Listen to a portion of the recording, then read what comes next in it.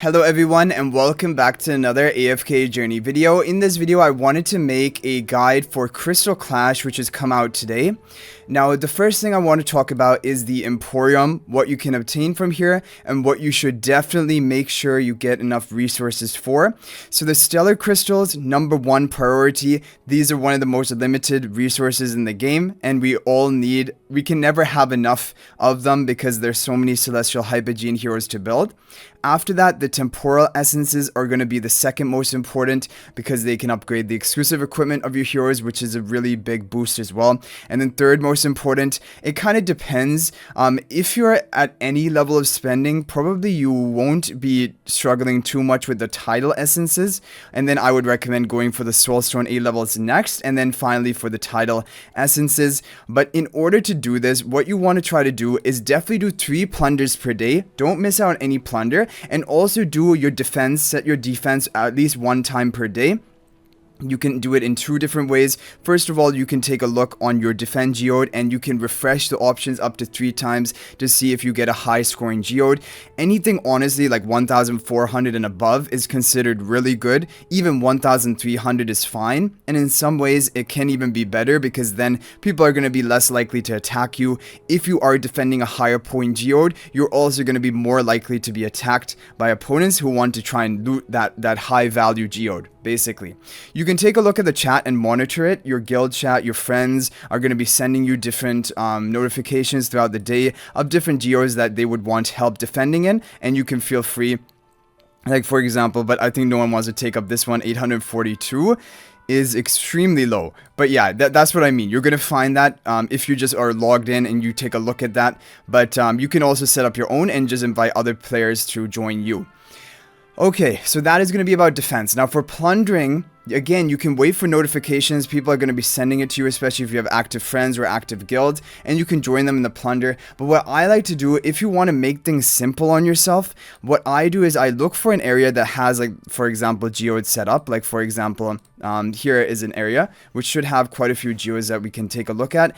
And then you're going to browse around. And, like, anything which is, like, around 600 is usually what I go for. The reason I don't go for the 800s is they're usually going to be over-defended. Definitely they're probably going to have 2 different sets of defenses, and it will be difficult for you to clear it solo, and then you're going to kind of rely on other people to join you. So I first take a look at like the 600, even 500 range. If there's anything easy, we can attack it, but this is a well-defended geode, even at the 600 level.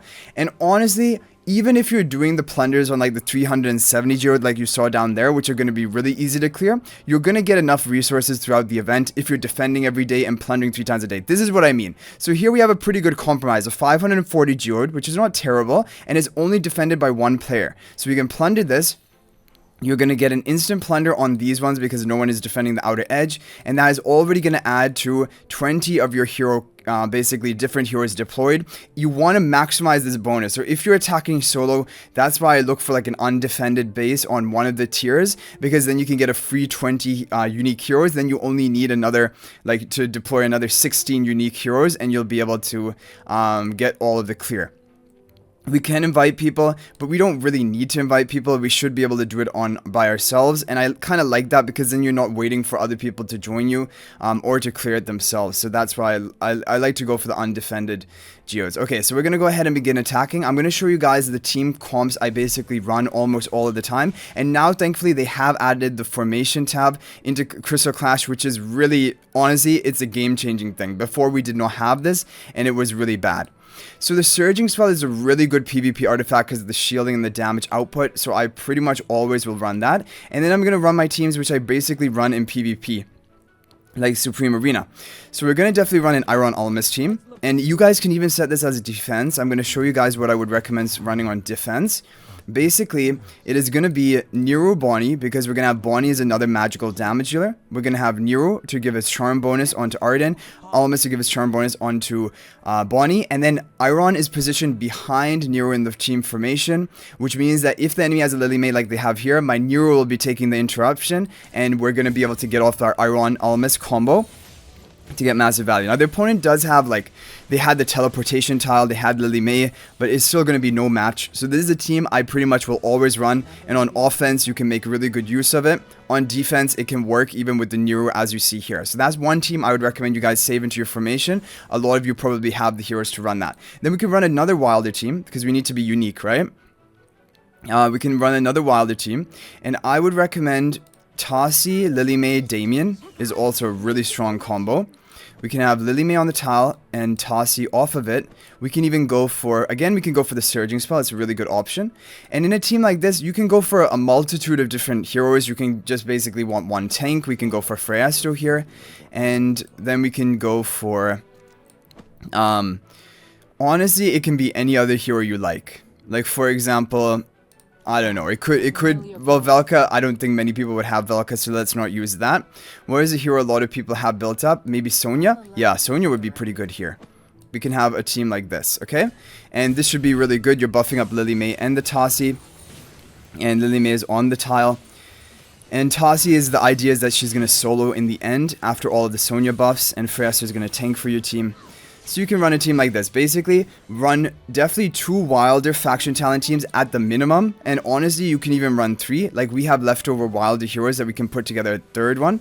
Because the Wilder faction tile is really strong. Okay, they do have Iron Almas. Kind of crazy combo.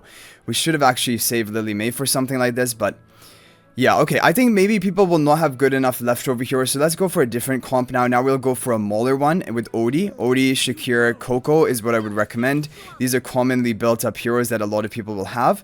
And then as for the other hero options, we need to run something good. A lot of people will not have Scarlita. We can run Thorin maybe. We can have Thorin. Something like this. Again, we can go for the Surging spell. We can have Coco behind the barricade. Should be fine. Shakir will be on the buff tile. And then as for the other hero, we can just honestly run Lily May again. We don't need a unique hero. Like, we only need 16, so you can reuse. But like, you should save Lily May technically for the enemy Iron team. We don't really need it. I think we would be fine without it. But just to give you like a demonstration of a strong attack into this, it will be using Lily May. And this is going to be a really strong team option for sure. You could even have Lily May on the faction tile if you wanted to. Yeah. Like, and of course, use your Paragon upgraded heroes if you have them, because the Paragon rivalry stats are going to apply to Crystal Clash. So there we go, guys. Those are some team formations you can just copy into your formations. And then you usually want to save your best and strongest heroes for the final attack. And we only have to use 2 more unique heroes. So we can reuse like 3 other heroes if we want to. And just as an example for my overall top team, again, I would probably do something like... I would recommend for most people probably something like a stall team, Lily May, Tassi, Freyasto.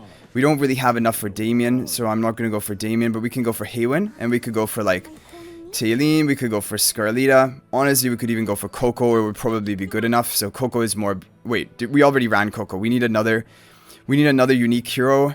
Who would be another good fit for a team like this that we haven't already used? Oh, we didn't even use a Graveborn team. Graveborn team is a pretty good option as well. Okay, we're going to try a Graveborn team here instead of this, to show you guys the other, basically, setup that I like to run. Because you guys will have high Paragon, or decently Paragon upgraded Graveborn heroes, and so a team like this is going to be pretty good. And there's also another really crazy strategy. If you have Rainier at Mythic Plus, you can ramp your heroes up even further. And I'm going to show you guys that. There's this crazy team. This was actually come up with by Raguto. And it's with Seth and the Graveborn tiles. Because Seth is going to get his Bloodlust stack after the Graveborn faction talent is triggered. I don't know if we're going to be able to win with this, but this is pretty crazy, right? You have a massive nuke in the back. And like Seth is just going to be trying to snowball out of control. But doesn't look super safe. Like, this opponent has a really strong like kind of defense. It is working though for us. And then you have Viperon for more damage. You have Ludovic for more damage. So I'm not necessarily saying you have to run Seth. You could run any other hero there. But like Rainier combos kind of well with this type of team comp. You're going for the quick kill. And yeah, Rainier is going to ramp up Seth's damage quite a lot. But this is just a cool team that I wanted to showcase. And it is using all heroes which we didn't already use.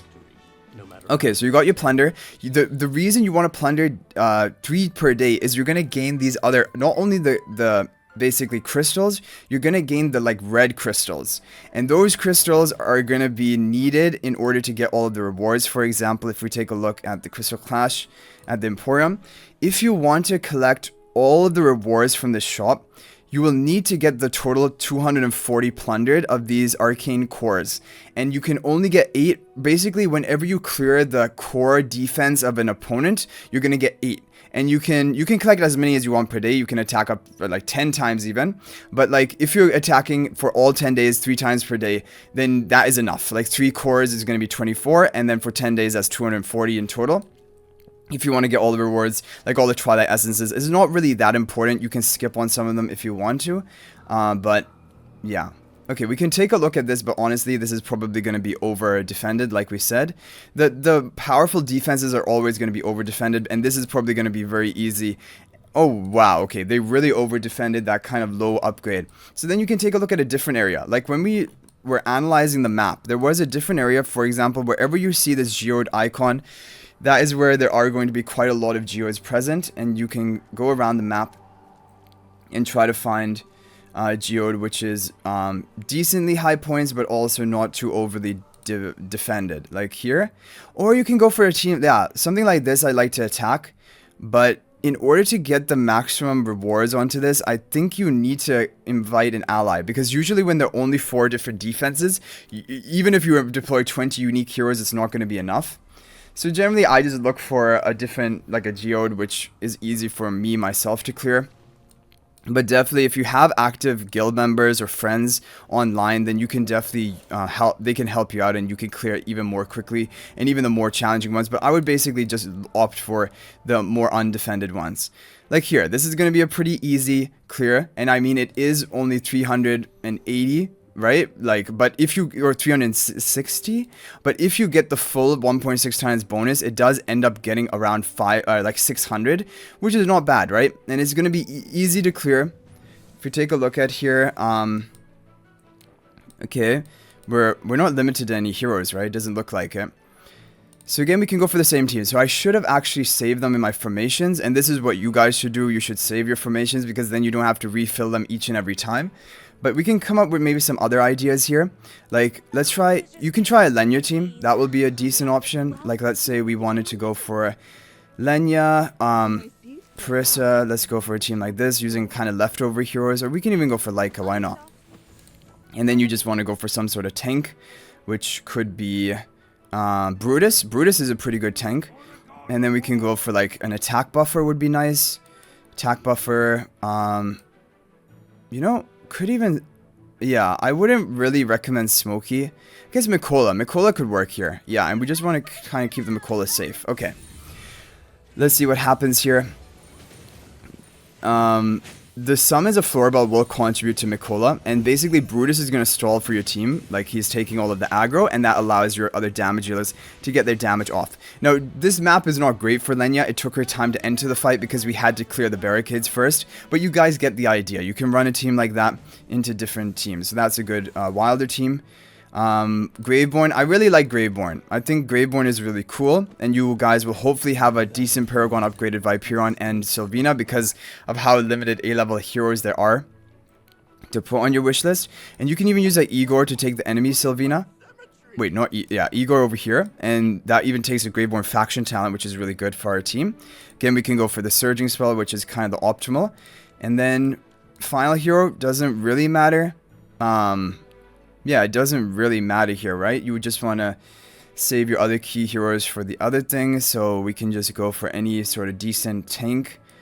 Who is a decent tank? Why not Lumont? I mean, why not Antandra? Yeah, Antandra's more budget. Sylvina jumping, and boom, look at that Carolina go down. So their Sylvina's on my Igor, which kind of gets nothing done for them, right? So that's why Igor is a pretty good option. Because he really counters enemy assassins pretty hardcore. Okay, now we move on to the final one. Wait, how many do we need in total to get this? 25. So yeah, we're going to need to deploy 5 more unique heroes. And now you just bring out your top team, which for most people is going to be a Wilder team with Lily May, or even Lily May, Iron Arden. The opponent doesn't have a Lily May of their own. If you're running defense, you should run Nero, but if you're not running defense, you do not need to run that. You can go for full nuke. We're going to go for full nuking team. With this, again, we're going to run the surging spell, which is kind of my favorite one. And there we go. Boom, wombo combo, and Brutus is alive, but that's it. And then you're done. So there you go, guys. Basically, this is how I do the crystal plunders daily, because if I'm always trying to attack the top rank like 800 points every day, it's really try hard and it takes a lot of effort. And you also have to like coordinate with usually your other people. And like this, you can just do it solo and end up getting like total. How many did we get? Like, I know it was a 360 geode, but in total, if we take a look, the earnings were 576 because of the bonus we got. So this is not an ideal geode, but it will get the job done. Honestly, like if you're doing even getting 576 times 3 per day, that is enough along with your defense that you don't even have to go for higher value ones. But yeah, definitely if you want to, you can optimize things. You can try to find the best options. 570 looks pretty tempting, but again, like it is double defended. We want to go for the undefended ones. That's kind of what I look for, just to make your life easier. And in the past, there used to be different geodes that had like, that were actually bots that you could attack. Like, look at this. This is over defended and only 400 points. So that is definitely not worth it. We're getting far away from that. Okay, 460 looking tempting. Hopefully it is only once defended. Let's take a look. Yeah, this is once defended, so this would be another great example. But I don't think I'm going to complete this on video. You guys kind of get the idea of how you want to do your geode plunders every day. You don't need to go for the overall top ranking team. You can just go for example, you can go for a lower one and just get the full 1.6 times bonus, and that should be enough for you. Let's go ahead and lock in the Emporium and Sylvina, and then we have oh wait. He has a smart strategy. He also has an Igor in the back. So, like, actually, Graveborn is not good here. But you could run it and probably just overpower them. But just for this video, we're going to do the Maulers, and Coco. I mean, this is already looking very strong. And then you just go for a tank. Tanks are really important, honestly. Like, that is kind of the important thing that you want to run with your teams. Like basically 1 to 2 damage dealers and then good tanks, and then a 1 healer or a supporter is really good. Odie does amazing into Igor for sure. Granny does well into Graveborn. That's kind of why I brought it. And then Rowan just kind of like a nice support to have. So there you go. Basically, that is going to be it for the Crystal Clash sort of guide. Hopefully you guys are able to clear this event without too much difficulty. But yeah, it does get kind of monotonous doing this every day, and that is why, like, because I've done Crystal Clash so many times, I've been playing since global launch, I've just kind of like, this is my tactic now. I look for the weaker defenses and I just try to solo attack them and get the 1.6 times bonus and basically call it a day.